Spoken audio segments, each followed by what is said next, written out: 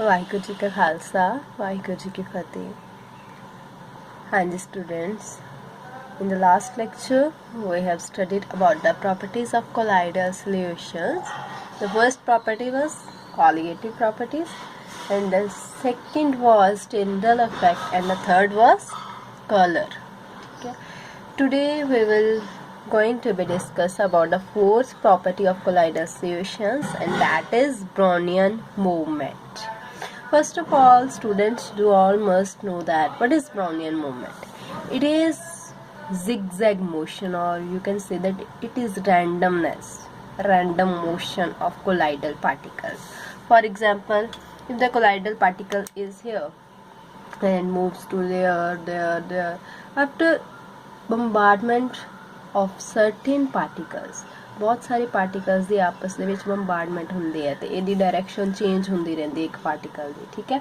ਇਸ ਤਰ੍ਹਾਂ ਕੋਲਾਈਡਲ ਸੋਲਿਊਸ਼ਨਸ ਦੇ ਵਿੱਚ ਡਿਸਪਰਸਡ ਫੇਸ ਦੇ ਜਿੰਨੇ ਵੀ ਪਾਰਟੀਕਲਸ ਹੁੰਦੇ ਆ ਉਹ ਕੀ ਕਰਦੇ ਆ, ਆਪਸ ਦੇ ਵਿੱਚ ਕੀ ਕਰਦੇ ਆ, ਇੱਕ ਦੂਜੇ ਨੂੰ ਧੱਕਾ ਮੁੱਕੀ ਨਹੀਂ ਜਿਵੇਂ ਕਰਦੇ ਕਿ ਇੱਕ ਦੂਜੇ ਨੂੰ ਉਧਰੋਂ ਮਾਰ ਲਿਆ ਉਧਰੋਂ ਮਾਰ ਲਿਆ ਉਧਰੋਂ ਮਾਰ ਲਿਆ, ਤੇ ਫਿਰ ਉਹ ਆਪਸ 'ਚ ਹੀ ਮਤਲਬ ਉਹਨਾਂ ਦੀ ਰੈਂਡਮ ਮੋਸ਼ਨ ਜਿਹੜੀ ਪ੍ਰੋਪਰ ਹੈ ਉਹ ਹੁੰਦੀ ਰਹਿੰਦੀ। ਜਿਵੇਂ ਤੁਸੀਂ ਕਲਾਸ ਦੇ ਵਿੱਚ ਦੇਖਦੇ ਹੋ, ਰਿਸੈਸ ਦੇ ਵਿੱਚ ਬੱਚੇ ਜਿੱਧਰ ਨੂੰ ਮਰਜ਼ੀ ਆਉਂਦੇ ਜਾਂਦੇ ਤੁਰਦੇ ਫਿਰਦੇ ਆ, ਠੀਕ ਹੈ, ਸਿਮੈਟ੍ਰੀਕਲੀ ਨਹੀਂ ਬੈਠੇ ਹੁੰਦੇ। That is same as random motion, zigzag motion। Clear ਹੈ। ਔਰ ਬੇਟਾ ਸਭ ਤੋਂ ਪਹਿਲਾਂ ਇਹ ਵਾਲੀ ਜਿਹੜੀ ਮੋਸ਼ਨ ਹੈ ਕਿਹਦੇ ਦੁਆਰਾ ਇਹਨੂੰ ਮਤਲਬ ਦੇਖਿਆ ਗਿਆ ਸੀ, ਪ੍ਰੋਪਰਲੀ ਸਟੱਡੀ ਕੀਤਾ ਗਿਆ ਸੀ। That was British botanist and his name was Robert Brown. Okay, ਤਾਈਓ ਇਸसे ਬਰਾਊਨ ਹੈ ਨਾ ਉਹਦਾ ਨਾਮ, ਤਾਈਓ ਉਹਦੇ ਨਾਮ ਦੇ ਪਿੱਛੇ ਹੀ ਇਹਦਾ ਨਾਮ ਜਿਹੜਾ ਰੱਖਿਆ ਗਿਆ ਬਰਾਊਨੀਅਨ ਮੂਵਮੈਂਟ। ਹੁਣ ਦੇਖੋ ਬੇਟਾ, ਕੋਲਾਈਡ ਦੇ ਵਿੱਚ ਦੋ ਚੀਜ਼ਾਂ ਹੁੰਦੀਆਂ, ਡਿਸਪਰਸਡ ਫੇਸ ਵੀ ਹੁੰਦਾ, ਡਿਸਪਰਸ਼ਨ ਮੀਡੀਅਮ ਵੀ ਹੁੰਦਾ। ਦੋਨਾਂ ਦੇ ਪਾਰਟੀਕਲਸ ਹੈ, ਦੋਨਾਂ ਦੀ ਰੈਂਡਮ ਮੋਸ਼ਨ ਹੋਏਗੀ। ਹੁਣ ਅਗਰ ਤੇ ਡਿਸਪਰਸਡ ਫੇਸ ਦੇ ਪਾਰਟੀਕਲਸ ਦਾ ਸਾਈਜ਼ ਜ਼ਿਆਦਾ ਹੈ ਫਿਰ ਕੀ ਹੋਏਗਾ, ਪਾਰਟੀਕਲਸ ਵੱਡਾ ਹੋਏਗਾ। ਜਿੰਨਾ ਪਾਰਟੀਕਲ ਵੱਡਾ ਹੋਏਗਾ ਉਹਦੀ ਮੂਵਮੈਂਟ ਓਨੀ ਹੀ ਡਿਫਿਕਲਟ ਹੋਏਗੀ। ਜਿੰਨਾ ਪਾਰਟੀਕਲ ਛੋਟਾ ਹੋਏਗਾ ਮੂਵਮੈਂਟ ਓਨੀ ਈਜ਼ੀ ਹੋਏਗੀ। ਤੁਸੀਂ ਆਪ ਦੇਖਦੇ ਹੋ ਸਕੂਲ ਦੇ ਵਿੱਚ ਜਿਹੜੇ ਛੋਟੀਆਂ ਕਲਾਸਿਸ ਦੇ ਬੱਚੇ ਆ, ਹਨਾ, ਸੈਕੰਡ, ਥਰਡ, ਫੋਰਥ, ਫਿਫਥ, ਇਹ ਵਾਲੇ ਬੱਚੇ ਆ, ਇਹ ਨਹੀਂ ਜਲਦੀ ਕੀਤਿਆਂ ਬੈਠਦੇ, ਹਨਾ, ਬਸ ਕਦੀ ਟਪੂਸੀ ਮਾਰ ਕੇ ਉਹ ਬੈਂਚ ਤੇ ਉਹ ਬੈਂਚ ਤੇ ਉਹ ਬੈਂਚ ਤੇ। ਬਟ ਜਿਹੜੇ ਵੱਡੇ ਬੱਚੇ ਆ, ਹਨਾ, ਉਹ ਨਹੀਂ ਇੰਨੀ ਰੈਂਡਮਨੈਸ ਸ਼ੋ ਕਰਦੇ, ਆਰਾਮ ਨਾਲ ਟਿਕ ਕੇ ਆਪਣੇ ਬੈਂਚਸ ਤੇ ਬੈਠਦੇ। ਇਟ ਮੀਨਸ ਸਾਈਜ਼ ਜਿੰਨਾ ਜ਼ਿਆਦਾ ਹੋਏਗਾ ਉਨੀ ਬਰਾਊਨੀਅਨ ਮੂਵਮੈਂਟ ਘੱਟ ਹੋਏਗੀ, ਤੇ ਡਿਸਪਰਸਡ ਫੇਸ ਦੇ ਪਾਰਟੀਕਲਸ ਦਾ ਸਾਈਜ਼ ਜਿੰਨਾ ਘੱਟ ਹੋਏਗਾ ਉਨੀ ਬਰਾਊਨੀਅਨ ਮੂਵਮੈਂਟ ਜ਼ਿਆਦਾ ਹੋਏਗੀ। ਨੈਕਸਟ ਹੈ ਬੇਟਾ ਡਿਸਪਰਸ਼ਨ ਮੀਡੀਅਮ ਦੀ ਵਿਸਕੋਸਿਟੀ। ਹੁਣ ਦੇਖੋ ਵਿਸਕੋਸਿਟੀ ਮੈਂ ਸਿੰਪਲ ਜਿਹੀ ਐਗਜ਼ਾਮਪਲ ਦਿੰਦੀ ਹਾਂ। ਫੋਰ ਐਗਜ਼ਾਮਪਲ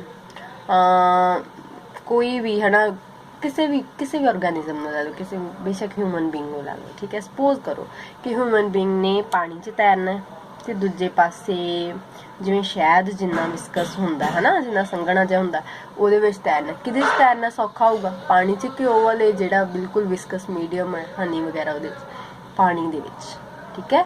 ਵਿਸਕੋਸਿਟੀ ਕਿਹਦੀ ਜ਼ਿਆਦਾ, ਹਨੀ ਦੀ ਜ਼ਿਆਦਾ, ਠੀਕ ਹੈ।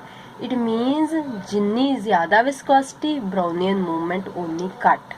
ਜਿੰਨੀ ਵਿਸਕੋਸਿਟੀ ਡਿਸਪਰਸ਼ਨ ਮੀਡੀਅਮ ਦੀ ਘੱਟ ਹੋਏਗੀ, ਇਹ ਸੰਘਣਾ ਘੱਟ ਹੋਏਗਾ, ਉਨੀ ਜ਼ਿਆਦਾ ਬਰਾਊਨੀਅਨ ਮੂਵਮੈਂਟ ਸ਼ੋ ਹੋਏਗੀ ਡਿਸਪਰਸਡ ਫੇਸ ਦੇ ਪਾਰਟੀਕਲਸ ਦੇ ਦੁਆਰਾ। ਕਲੀਅਰ ਹੈ ਬੇਟਾ, ਠੀਕ ਹੈ। ਨੈਕਸਟ ਹੈ this movement is responsible for the stability of colloids. ਬੇਟਾ ਦੇਖੋ, ਅਗਰ ਪਾਰਟੀਕਲਸ ਮੂਵ ਨਹੀਂ ਕਰਨਗੇ, ਆਰਾਮ ਨਾਲ ਗ੍ਰੈਵਿਟੀ ਦੇ ਇੰਪੈਕਟ ਦੇ ਨਾਲ ਕਿ ਉਹ ਨੀਚੇ ਬੈਠ ਜਾਣਗੇ।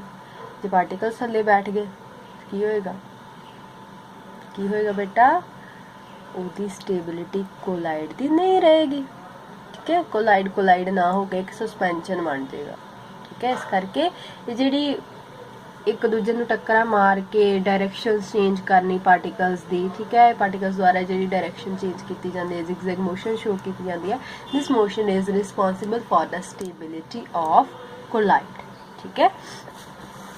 ਨੈਕਸਟ ਬੇਟਾ ਰੈਂਡਮਨੈਸ ਜ਼ਿਆਦਾ ਹੋਏਗੀ, ਪਾਰਟੀਕਲ ਸੈਟਲ ਡਾਊਨ ਨਹੀਂ ਹੋਣਗੇ, ਸਟੇਬਿਲਿਟੀ ਜ਼ਿਆਦਾ ਹੋਏਗੀ, ਮੋਰ ਸਟੇਬਲ।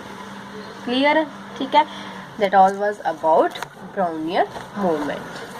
ਨੈਕਸਟ ਪ੍ਰੋਪਰਟੀ ਬੇਟਾ ਜਿਹੜੀ ਅਸੀਂ ਸਟੱਡੀ ਕਰਨ ਜਾ ਰਹੇ ਹਾਂ that is charge on colloidal particles. ਠੀਕ ਹੈ, ਸਭ ਤੋਂ ਪਹਿਲਾਂ ਤਾਂ ਬੇਟਾ ਇੱਕ ਗੱਲ ਯਾਦ ਰੱਖਣੀ, ਕੋਲਾਈਡਲ ਪਾਰਟੀਕਲਸ ਤੇ ਹਮੇਸ਼ਾ ਚਾਰਜ ਹੁੰਦਾ। ਕਿਉਂ ਹੁੰਦਾ ਅਸੀਂ ਫਰਦਰ ਅਗਲੇ ਲੈਕਚਰ 'ਚ ਡਿਸਕਸ ਕਰਾਂਗੇ, ਬਟ ਫਿਲਹਾਲ ਤੁਸੀਂ ਇਹ ਚੀਜ਼ ਆਪਣੇ ਦਿਮਾਗ 'ਚ ਰੱਖਣੀ ਹੈ।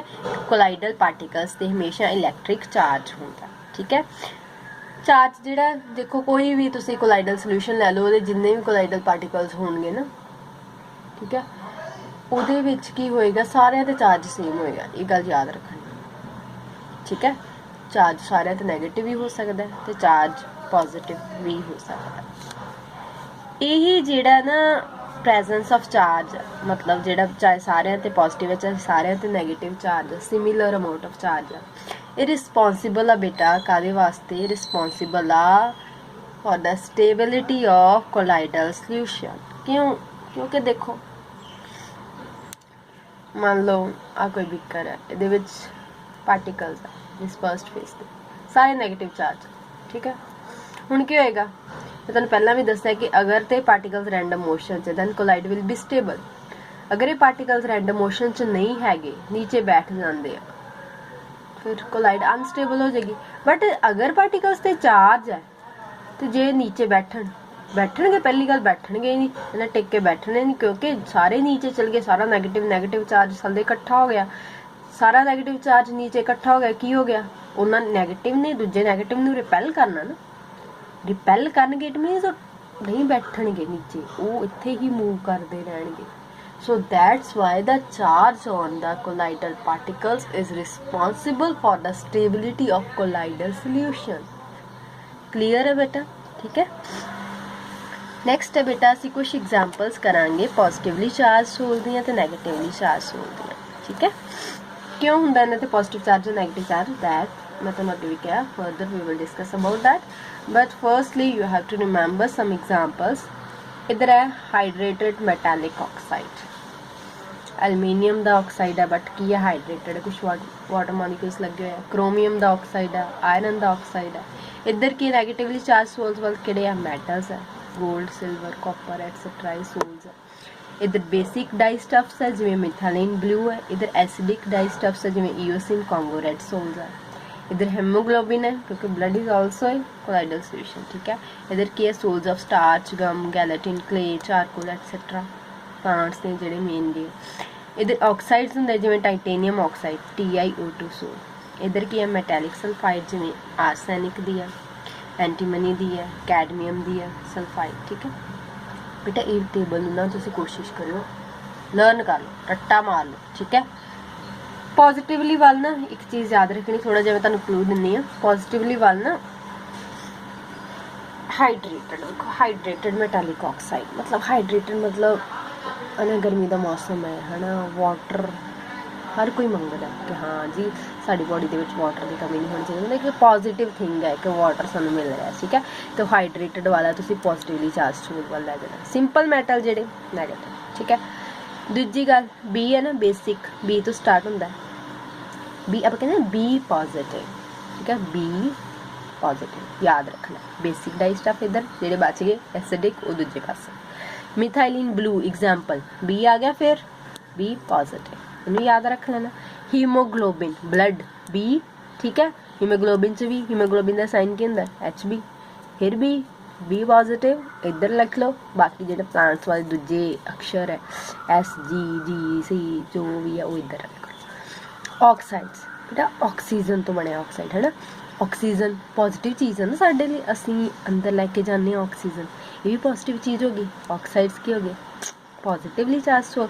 इधर साढ़े को सल्फाइड्स है, सल्फाइड ये नहीं इन्नी जरूरी साढ़े वास्ते, ये इधर भेज दो नैगेटिव वाला। ठीक है, क्लीयर है, इन्हें याद कर लेना अच्छे तरीके दे नाल। सो स्टूडेंट्स आज के लैक्चर लिए इन्ना ही, थैंक यू।